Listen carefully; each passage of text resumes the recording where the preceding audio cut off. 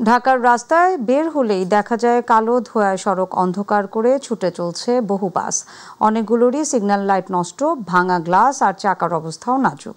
জোড়াতালি দিয়া বডিও খসে পড়ার উপক্রম। এমন লক্কর ঝক্কর পরিবহন দাপিয়ে বেড়াচ্ছে রাজধানীর প্রতিটি সড়কে। এতে সাধারণ মানুষের ভোগান্তির শেষ নেই। হাসান বিশ্বাসের ক্যামেরায় শিমুল খানের বিশেষ প্রতিবেদন। ভাঙাচোরা, লক্কর ঝক্কর, বিবর্ণ কিংবা ধূসর, ঢাকার সব রাস্তাতেই এসব মেয়াদ উত্তীর্ণ বাসের সমাহার। চলার অনুপযোগী, তবুও প্রতিনিয়তই রাজপথ দাপিয়ে বেড়াচ্ছে। তোলার সময় খুব যত্ন সহকারে তোলে। আপনার যেখানে স্টপেজ নাই সেখানে বাসটা থামাবে, সেখানে লোক নেবে। গাড়ির সাথে গাড়ি লাগে, গ্লাস ভেঙে যায়, মহাজনরা টাকা ড্রাইভারদের থেকে ঠিকই কাটে, কিন্তু গ্লাস ঠিক মতো পাল্টায় না। সিটগুলি যদি ঠিক রাখে তাহলে মনে করেন আমাদের সুবিধা হয়। যেই আসে সেই চোর থেকে ডাকাত বনে যায়। এগুলো পরিবর্তন করার জন্য কেউ নাই, এগুলো দায় আমাদের, আর এই বোঝা আমাদেরই বহন করতে হবে। বিআরটিএর হিসেব বলছে রাজধানীতে সচল ১১০টি রুটে বাস, মিনিবাস চলাচল করে ৪,৫৪৬টি, যার মধ্যে ১,০৫৩টি ২০ বছরের পুরনো বা মেয়াদ উত্তীর্ণ, অর্থাৎ রাজধানীতে প্রতি ৪টি পরিবহনের মধ্যে একটি মেয়াদবিহীন। সড়ক পরিবহন আইন ২০১৮-তে বাসের আয়ুকাল ২০ বছর বেঁধে দিয়ে প্রজ্ঞাপন জারি করে তৎকালীন সরকার। তবে সপ্তাহ না ঘুরতেই অজানা কারণে বাতিল হয় সেই আইন। পরবর্তী প্রেক্ষাপটে এখন আবার দাবি উঠছে নতুন আয়ুষ্কাল নির্ধারণের। মূলত আমাদের গণপরিবহন একটা বিশাল সিন্ডিকেটের মধ্যে পড়ে গেছে। যারা গণপরিবহনের মালিক তারা কোনো না কোনোভাবে রাজনৈতিক দলের সাথে সংশ্লিষ্ট, আবার তারাই সিদ্ধান্ত নেওয়ার বিভিন্ন কমিটিতে বসে আছে। রুট পারমিট নেওয়া এখন একটা বিশাল ব্যাপার। একবার রুট পারমিট যদি নিতে পারেন, আপনি কোটি কোটি টাকা ব্যবসা এখানে ফেদে বসতে পারবেন। পুলিশের সংশ্লিষ্ট বিভাগ বলছে, লক্কর ঝক্কর গণপরিবহনের বিরুদ্ধে আইন প্রয়োগে সচেষ্ট তারা। ফিটনেসবিহীন যে যানবাহন রাস্তায় চলাচল করে সেই যানবাহনগুলোর বিরুদ্ধে কিন্তু ট্রাফিক বিভাগের পক্ষ থেকে অভিযান পরিচালনা করা হয় এবং তাদের বিরুদ্ধে ব্যবস্থা গ্রহণ করা হয়। একটি সার্বজনীন ব্যবস্থাপনার মাধ্যমে গণপরিবহনে সুশৃঙ্খল হতে পারে বলে মত ঢাকা সড়ক পরিবহন মালিক সমিতির সাধারণ সম্পাদকের। সার্বজনীন একটি তদারকি এবং সুব্যবস্থাপনার মাধ্যমে সুশৃঙ্খলতা আসতে পারে। বিগত ১৬ বছরে যে সরকার ছিল তাদের সময় যে পরিবহন ব্যবস্থাপনায় যারা দায়িত্বে ছিলেন এবং সরকার ছিলেন, তারা ভালো কিছুর চেষ্টা করেন নাই, বরং একে পিছিয়ে রেখে গেছেন অনেক গুণ। দেশে সরকার পরিবর্তন হলেও পরিবর্তন হয়নি লক্কর ঝক্কর বাসের। পরিবহন বিশেষজ্ঞরা বলছেন, একমাত্র রাজনৈতিক হস্তক্ষেপের মাধ্যমে সড়কে শৃঙ্খলা ফেরানো সম্ভব। আর পরিবহন মালিকরা বলছেন, জনসাধারণের স্বার্থে সড়ক থেকে মেয়াদ উত্তীর্ণ বাস উঠিয়ে নিতে প্রস্তুত তারা, তবে দিতে হবে আর্থিক প্রণোদনাও। শিমুল খান, মাইটিভি, ঢাকা। সেপ্টেম্বরে দেশে ভয়ঙ্কর রূপ নিয়েছে ডেঙ্গু পরিস্থিতি। স্বাস্থ্য অধিদপ্তরের তথ্য মতে শুধুমাত্র সেপ্টেম্বর মাসে ডেঙ্গুতে প্রাণহানির সংখ্যা ৮০-র ঘর পেরিয়েছে। বছরে একদিনে সর্বোচ্চ মৃত্যুর রেকর্ডও হয়েছে এই মাসে। চলতি বছরে এখন পর্যন্ত ডেঙ্গুতে মোট ২০২ জনের মৃত্যু হয়েছে। চলতি বছরে এখন পর্যন্ত দেশের বিভিন্ন হাসপাতালে ডেঙ্গুতে ভর্তি হয়েছে ৪৮,২২৮ জন রোগী। ডেঙ্গু সংক্রমণ এড়াতে চিকিৎসার পাশাপাশি সচেতনতা বাড়ানোর পরামর্শ দিয়েছেন চিকিৎসকরা। আফজাল হোসেনের রিপোর্ট। ডেঙ্গু জ্বর এখন বিশ্বের দ্রুততম ছড়িয়ে পড়া মশাবাহিত রোগ। বিশ্ব স্বাস্থ্য সংস্থা জানিয়েছে, বিশ্বের অর্ধেক মানুষ বর্তমানে ডেঙ্গুর ঝুঁকিতে রয়েছে। এশিয়া ও ল্যাতিন আমেরিকায় এটি এখন বার্ষিক মহামারীতে রূপ নিয়েছে। সারা দেশে ডেঙ্গু পরিস্থিতি ভয়ঙ্কর রূপ নিয়েছে। বৃষ্টিপাতের কারণে পরিস্থিতি আরও জটিল হয়েছে। স্বাস্থ্য অধিদপ্তরের তথ্য মতে চলতি বছর এখন পর্যন্ত ডেঙ্গুতে মোট ১৯৮ জনের মৃত্যু হয়েছে। এছাড়া দেশের বিভিন্ন হাসপাতালে ডেঙ্গুতে ভর্তি হয়েছেন ৪৭,০০০-এর বেশি রোগী। ডেঙ্গুর লক্ষণ দেখা দিলে দ্রুত হাসপাতালে নেওয়ার পরামর্শ দিয়েছেন চিকিৎসকরা। এছাড়া পর্যাপ্ত তরল খাবারের পাশাপাশি আতঙ্কিত না হওয়ার পরামর্শ চিকিৎসকদের। যদি পেশেন্টের প্রেশার কমে যায়, পালস বেড়ে যায়, তার যদি বমি হয়, পেটে ব্যথা হয়, অথবা যদি ত্বকে অথবা প্রস্রাব পায়খানা বা কোনো জায়গায় যদি রক্তক্ষরণ থাকে, তাহলে এই রক্তক্ষরণ হয়ে থাকে সাধারণত প্লেটলেট কাউন্ট কমে গেলে। সেক্ষেত্রে আমাদেরকে অত্যন্ত দ্রুত একজন ডাক্তারের শরণাপন্ন হতে হবে এবং পরবর্তী ব্যবস্থার জন্য নিতে হবে। জ্বরের সাথে পেশেন্ট অনেক সময় পেট ব্যথাও নিয়ে আসতে পারে, মাথা ব্যথা নিয়ে আসতে পারে। আমরা যেটাকে বলি যে চোখের যে মণিকোঠা আছে, মণিকোঠাতে একটা হাড় ভাঙ্গার মতো ব্যথা, যেটা রেট্রোঅরবিটাল পেন আমরা বলি, বোন পেন, এই সমস্যাগুলোই সচরাচর নিয়ে আসে। দেশ জুড়ে রোগীদের সেবা দিতে পর্যাপ্ত প্রস্তুতি রয়েছে সরকারের। ডেঙ্গু সংক্রমণ এড়াতে চিকিৎসার পাশাপাশি সচেতনতা বাড়ানোর পরামর্শ দিয়েছেন চিকিৎসকরা। সরকার তো সদা প্রস্তুত, সমস্ত সরকারি হাসপাতাল এবং বেসরকারি হাসপাতালগুলো এডিস মশার আক্রান্ত মানে ডেঙ্গু জ্বরে আক্রান্ত রোগীদেরকে সর্বোচ্চ সেবা দিয়ে যাচ্ছে এবং পুরো হেলথ সেক্টর এই মিশনে অনেক কাজ করছে। ঢাকা শহরে যেহেতু ঘনবসতি এলাকা, বিশেষ করে অট্টালিকাগুলোর ক্ষেত্রে ছাদে বা বেলকনিতে বিশেষ করে যে গাছ বা টবগুলো থাকে বা বালতি, ওগুলো পরিষ্কার পানিগুলোতে বিশেষ করে ডেঙ্গুগুলোর বংশবিস্তারতা বেশি হয়। সাম্প্রতিক সময়ে বাড়তি বৃষ্টিপাতে হাসপাতালগুলোতে ডেঙ্গু রোগীর উপচে পড়া ভিড় লক্ষণীয়। আফজাল হোসেন, মাই টিভি, ঢাকা। বঙ্গোপসাগরে সৃষ্টি হওয়া গভীর নিম্নচাপটি বাংলাদেশের উত্তরাঞ্চল পর্যন্ত বিস্তৃত হয়েছে। এর প্রভাবে রাজধানী ঢাকা সহ দেশের প্রায় সব এলাকায় বৃষ্টি হচ্ছে। আবহাওয়া অধিদপ্তর বলছে, আজ দেশের কোথাও কোথাও ভারী থেকে অতি ভারী বৃষ্টি হতে পারে। দেশের উত্তরাঞ্চলের জেলাগুলোতে বৃষ্টি অপেক্ষাকৃত বেশি হতে পারে। আবহাওয়া অধিদপ্তরের আবহাওয়াবিদ মোহাম্মদ শাহিনুল ইসলাম আজ সকালে গণমাধ্যমকে বলেন, গভীর নিম্নচাপটির প্রভাব ভারতের বিহার, পশ্চিমবঙ্গ, উড়িষ্যা এবং বাংলাদেশের উত্তরাঞ্চল পর্যন্ত বিস্তৃত হয়েছে। আজ রোদের দেখা পাওয়ার সম্ভাবনা কম।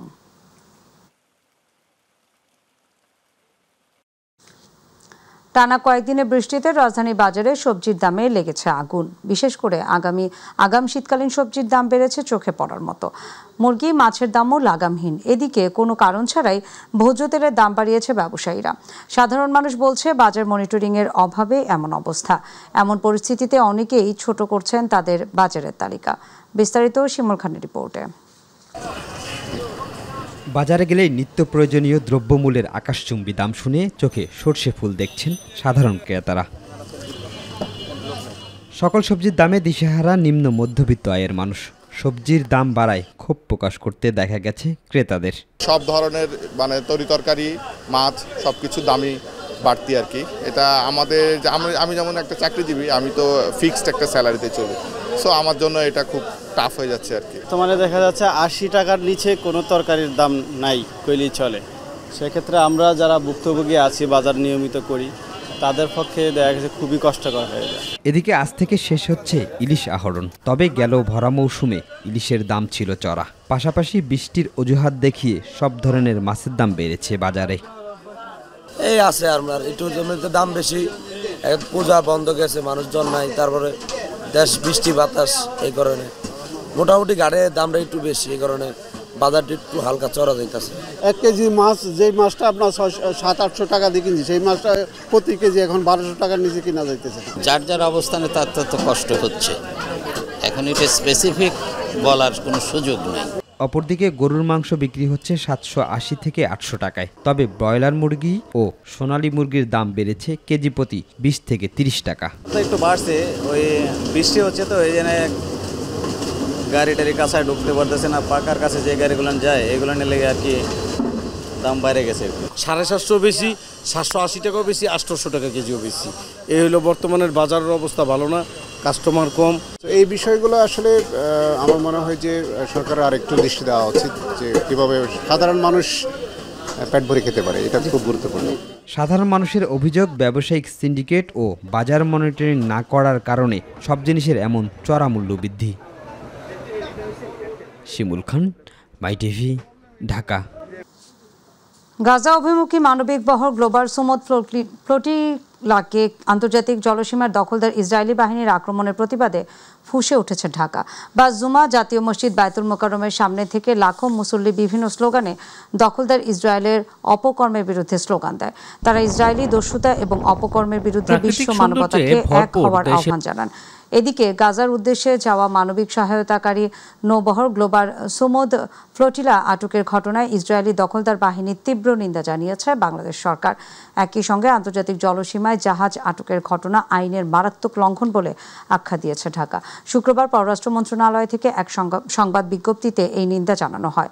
অবিলম্বে ইসরায়েলকে নিঃশর্তভাবে আটক সব মানবিক সহায়তা কর্মী এবং অ্যাক্টিভিস্টদের মুক্তি দেওয়ার আহ্বান জানিয়েছেন বাংলাদেশ। এছাড়া তাদের নিরাপত্তা নিশ্চিত করার কথাও বলা হয়েছে।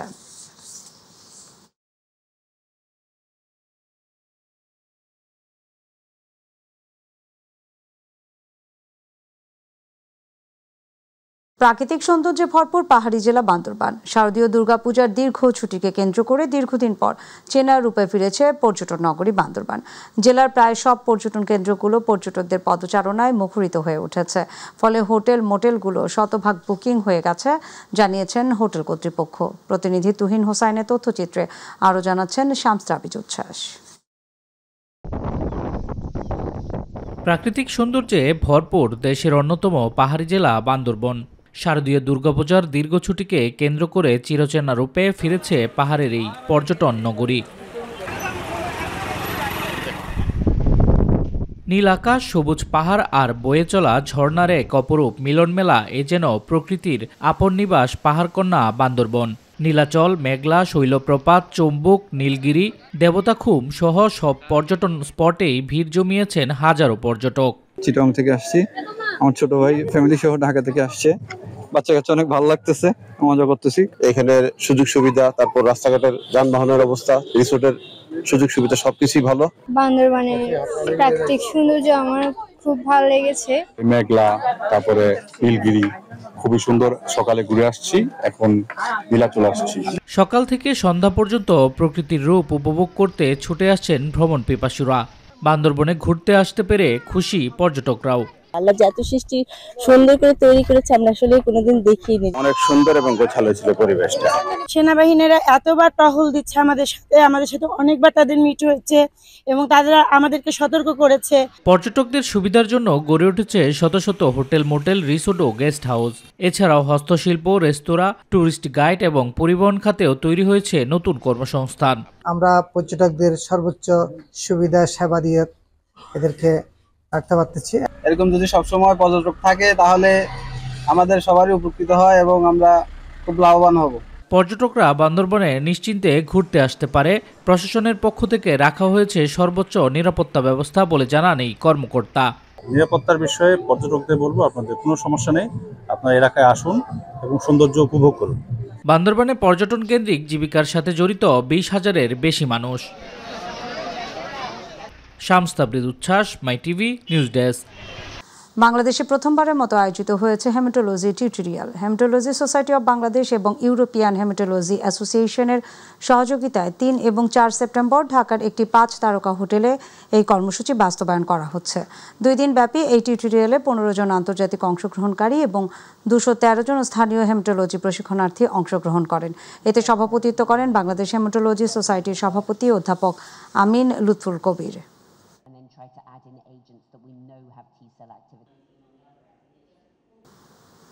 চলতি বর্ষা মৌসুমে যমুনা শাখার কালীগঙ্গা নদীতে নতুন পানি আসার সাথে সাথে টাঙ্গাইলের নাগরপুর উপজেলার বিভিন্ন গ্রামে শুরু হয়েছে নদী ভাঙন। ভাঙনের কবলে পড়ে মানবেতর জীবনযাপন করছেন এখানকার বাসিন্দারা। সহায় সম্বল হারিয়ে নিঃস্ব হয়েছেন অসংখ্য পরিবার। সাময়িক জিও ব্যাগ ফেলে ভাঙন প্রতিরোধের কাজ করছে উপজেলা প্রশাসন। প্রতিনিধি মোহাম্মদ আনিস খানের তথ্য ও ভিডিও চিত্রে বিস্তারিত জানাচ্ছেন Jubair Rahman.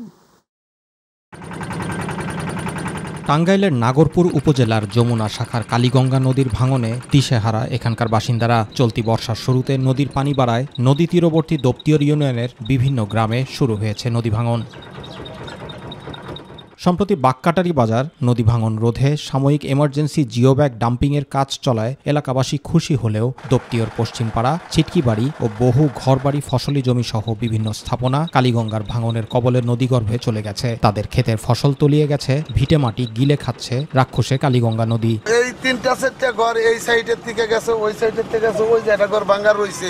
School college bag গেছে, দূরে দূরে গেছে, সালবানের কষ্ট হয়েছে। নদীতে আমাদের ভাঙতে চাপা ফেলা দিল, আমাদের তো তাই অসুবিধা।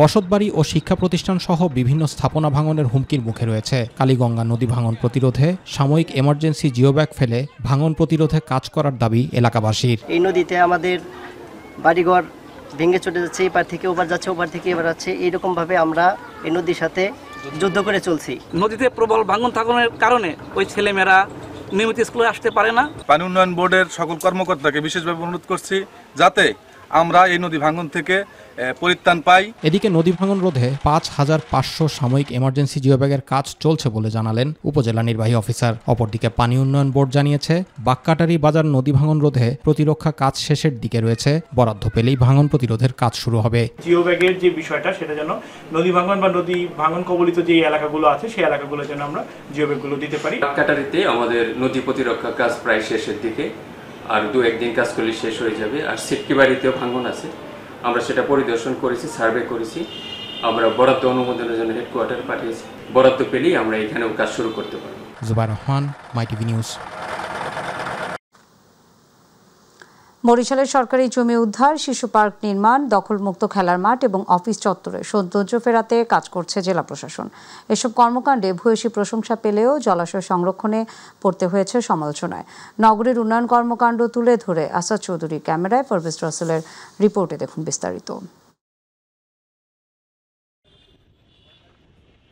1786 সালে বরিশাল জেলা হিসেবে প্রতিষ্ঠিত হয়, আর 1801 সালে বাকেরগঞ্জ নাম পরিবর্তন করে বরিশাল নামে পরিচিতি পায়।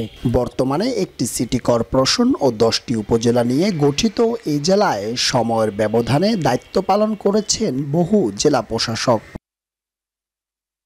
24-এর গণ অভ্যুত্থানের পর বর্তমান জেলা প্রশাসন সরকারি জমি উদ্ধার, অবৈধ দখল উচ্ছেদ এবং শহরের সৌন্দর্য বৃদ্ধিতে নিয়েছে কার্যকর উদ্যোগ। উদ্ধার করা হয়েছে ঐতিহাসিক পরেশসাগর খেলার মাঠ, ফিরিয়ে দেওয়া হয়েছে শিশুদের খেলাধুলার অধিকার, নতুন রূপে সাজানো হয়েছে জেলা প্রশাসকের কার্যালয় চত্বর।